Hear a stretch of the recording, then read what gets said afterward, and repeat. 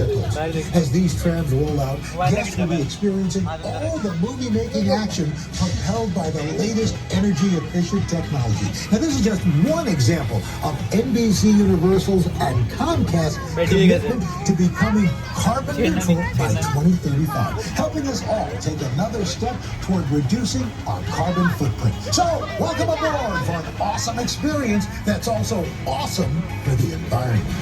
Thanks, Al. It is awesome for the environment. Now, you met me. My name's Emily, the tour guide. We also met Reese, our driver, but we also have not met a very special person, a very important person, if you will, a VIP. He's my co-host. You might know him from The Tonight Show, as he is the current host. Here's Jimmy Fallon. Oh, hey there. You made it. Welcome to the Universal Studio Tour. I'm Jimmy Fallon. I'll be making sure that you get through this experience in one piece. You've got the very best guide. Emily. And the greatest driver. Reese. They're the best. I love them. Even though Emily owes me $5.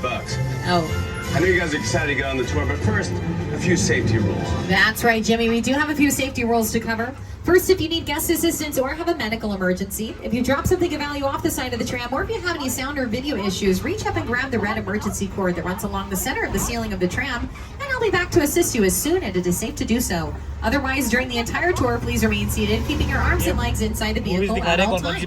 The studio is private property, and if at any time during the tour you drop your phone or just can't wait to use the restroom, pull the cord and remain seated. Please, no smoking of any kind on today's tour.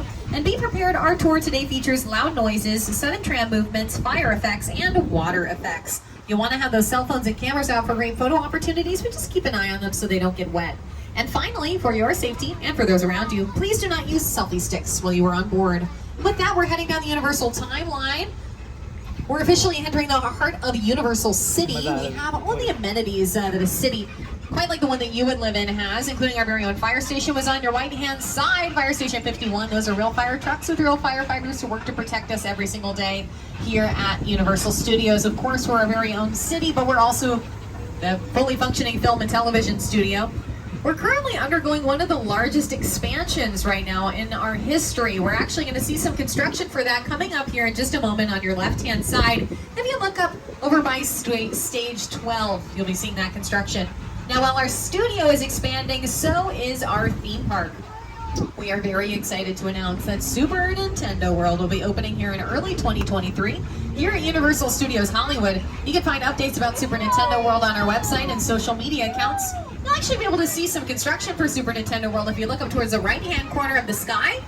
You'll see some of the 8-bit world that's being built for Super Nintendo World. A super behind-the-scenes experience.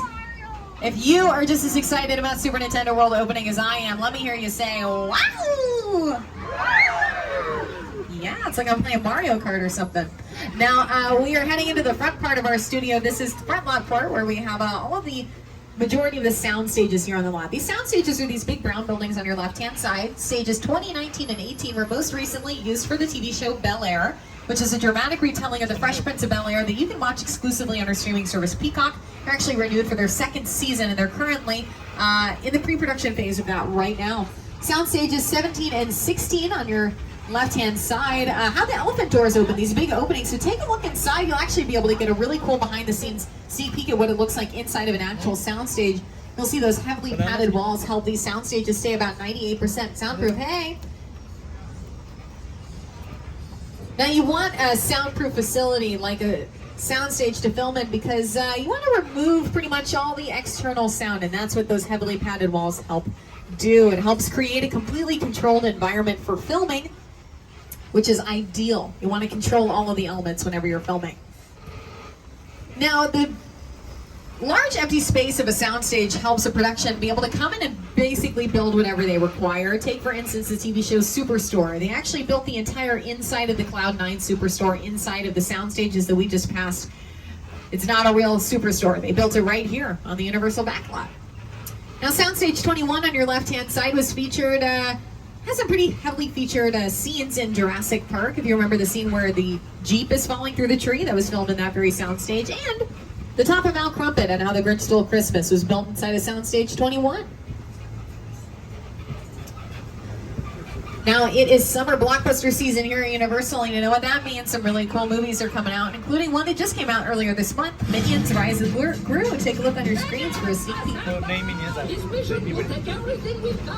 We started to think about making a movie that had Minions, but it was also very much an homage to the 1970s martial arts films. What do you drive? I got the jet bike.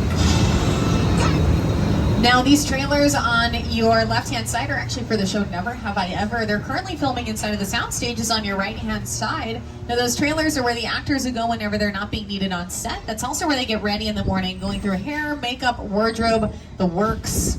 We got Theodore Clubberlang over here toasting us with a little early evening martini. Boy, that thing sure is dirty, Ted. Somebody should really dust it for you. He's actually welcoming us to the bungalows on your left-hand side. These small brown buildings at one point in time were dressing rooms to stars like Doris Day, Rock Hudson, and Lucille Ball. But nowadays they're actually being used as production offices for some pretty high-profile production companies. Some of those being Dwayne "The Rock" Johnson's production company, $7. They produce the show Young Rock. Also Jordan Peele's Monkey Paw Productions. They're here on the lot. They produce movies like Get Out and Us. And coming out this month on the 22nd, their new movie Nope, which I say yep to seeing because I'm stoked about that one. Now we also got Mark Platt Productions here on the lot.